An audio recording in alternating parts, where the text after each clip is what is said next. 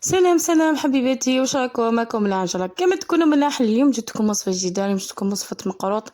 هذا المقروط درتو بالغرش. شوفوا كيفاش يخرج بزاف هايل يا البنات. حضريه في وقفة، ما يديلكمش كامل الوقت مع هذه سخانة. وما نقدروش نوقفوا في الكوزينة بزاف، والله غير راهي سخانة بزاف.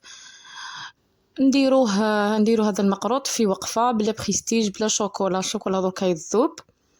درت مقروط بزاف بزاف هايل مع كامل مراحل تحضير الغرس باش يخرج لكم طري. ونمد لكم كامل نصائح باش يخرج لكم الغرس طري، ما يبسلكمش في الكوشه.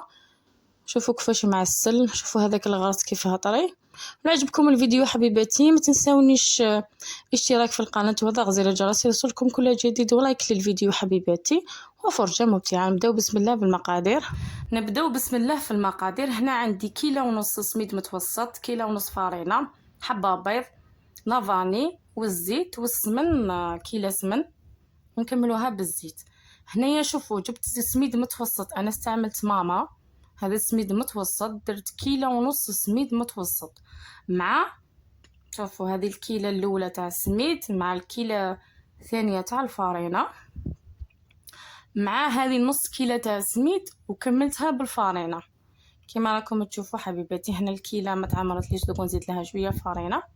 ديروا كيلة ونص فارينة مع كيلة ونص سميد.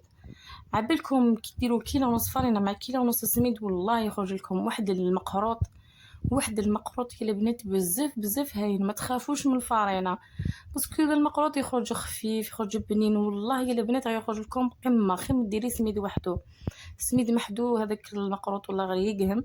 ماشي كيما هذا يخرج خفيف، يخرج بنين، يخرج ما شاء الله.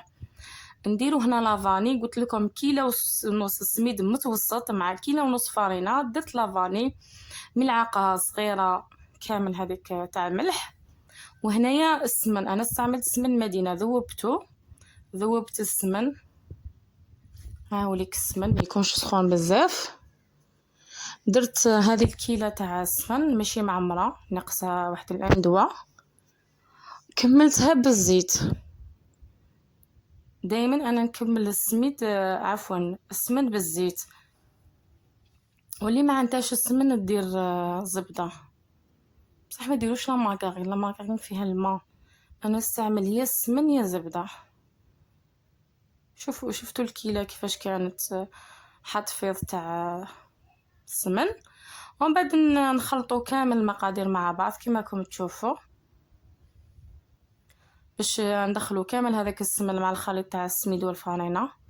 كما راكم تشوفوا حبيباتي الصوره تعبر عن نفسها. شوفوا كما راكم تشوفوا. ومن بعد نخليه يريح باش يشرب هذاك السميد، يشرب السمن، ياكل السميد. وكيفاه كاين السميد يشرب ثمثم، وكاين السميد. هنايا جبت الغرس، انا عندي هنايا 500 غرام غرس. درت له ملعقه سمن، درت القرفه، ودرت ملعقه ما زهر، وعجنت هذا الخليط. وديروا هنايا ديروا هذاك قرنفل طحنوه وديروه، ولا شروه بودر. انا والله غير بعتهم يشروا لي بودر، ما لقاوش. اللي تحتي هي قدامنا اللي يبيع ما عندوش. ما عنديش باش نطحن قرنفل، عندي قرنفل بصح والله ما عندي باش نطحنه. نتوما ديروا قرنفل يخرج بنه تاعو اروع ولا اروع. روعه روعه روعه يخرج لكم بالقرنفل. عجنوا كما راكم تشوفوا حبيباتي هكا. هذه النوعيه تاع الغرس بزاف هايله، ما فيهاش كامل العظم، نشيتو هكا بزاف هايل هذه النوعيه. ومن بعد دوكا هاو ليك السميد بعد ما شرب لي، خليته حوالي ساعه. تقدروا تخلوه، تقدروا تبيتوه، صح ليسونسيال خلوه يريح شويه باش يشرب لكم السمن. انا شوف هذاك اللحم نديرلو ما زهر، ونديرلو ديك الحبه تاع البيض. نديرو حبه بيض، ونديرلو غير قرصه فقط خميره كيميائيه، واحد ربع ملعقه صغيره خميره كيميائيه، ماشي حاجه. واللي تقدروا تستغنوا على هذه القرصه تاع الخميره الكيميائيه، تقدروا ديروها، تقدروا تستغنوا عليها، ماشي اوبليجي. انا نحب نديرها باش تعطيني خفه المقروط. وهنايا درت له المزهر، نحب نسمو بالمزهر باش يجيني منسم، وراني نخلط فيه هكا بيديا كيما راكم تشوفوا حبيباتي. لازم نستعملوا الايدي باش نشوفوا اسكو نزيدوا اشعال نزيدوا باش نعرفوا. لازم العجينه نخلطوها بيدينا باش نعرفوا. هنا نزيد له شويه ماء، انا ما ديرليش الماء بزاف، هذيك الكونتيتي تاع المزهر، ودير لك شويه ماء كيما راكم تشوفوا. دوك نوريكم الطبسي قالي هكاك، هي صا ديبون كل سميدو كيفاه. مع رانا في السخانه ما يديكمش الماء بزاف. كي درتو قبل العيد دالي حوالي كيلة تاع ماء مع مزهر. تقدروا ديروا ليك تاع المزهر تخلطوا معاه، تخلطوه بالماء وديروه. هاي ليك العجينه، ما ديرليش الماء بزاف. انا خليته يريح، سورتو في هذه السخانه خلوه يريح.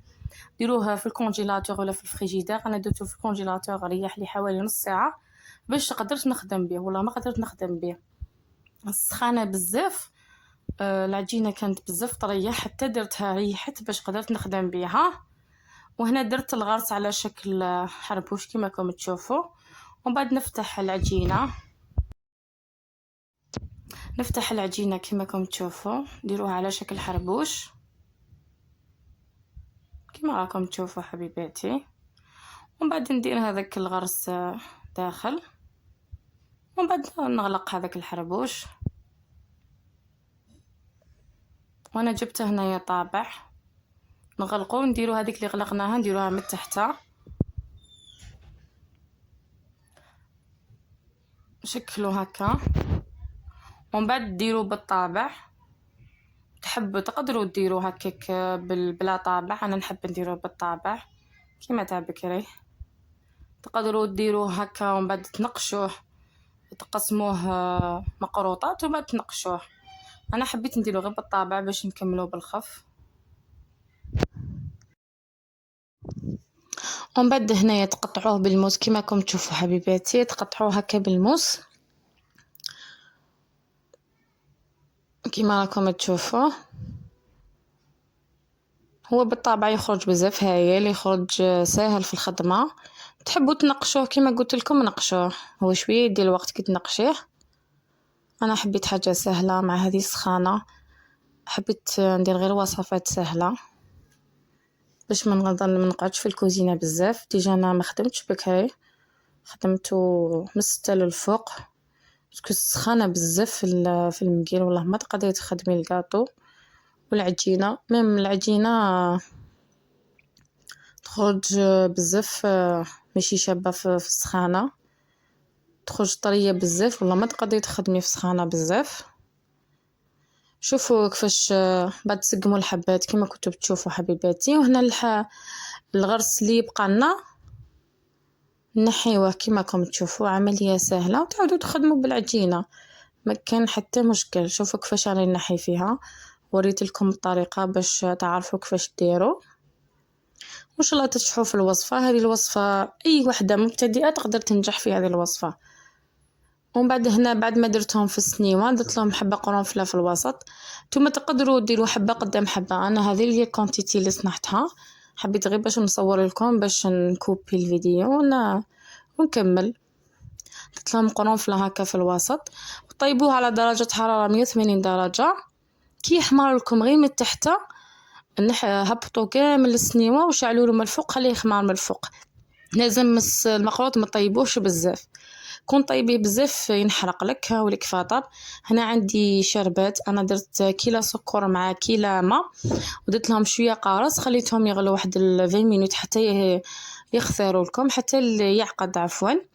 كي يعقد هذاك السيرو لازم ديروا القارص. قلت لهم كيلو سكر مع كيلو ماء وقارص، حوالي ملعقه قارص، وديروهم ولا تخونش قارص حتى تغلي 20 مينوت ونحيوها. ومن بعد عاودوا عسلوه لا دوزيام فوا بالحسيله بيغ ما فيها حتى اضافه، ديروا لها غير الماء زهر. عاودوا عسلوه، انا نعسلو 2 فوا.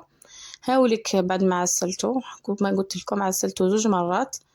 شوفوا كيفاش خرج معسل، خرج هايل هذا المخلوط. والله يا البنات غير يخرج بزاف بزاف بزاف بنين. ننصحكم تجربوا هذه الوصفه، تجربيها في وقفه بزاف سهله.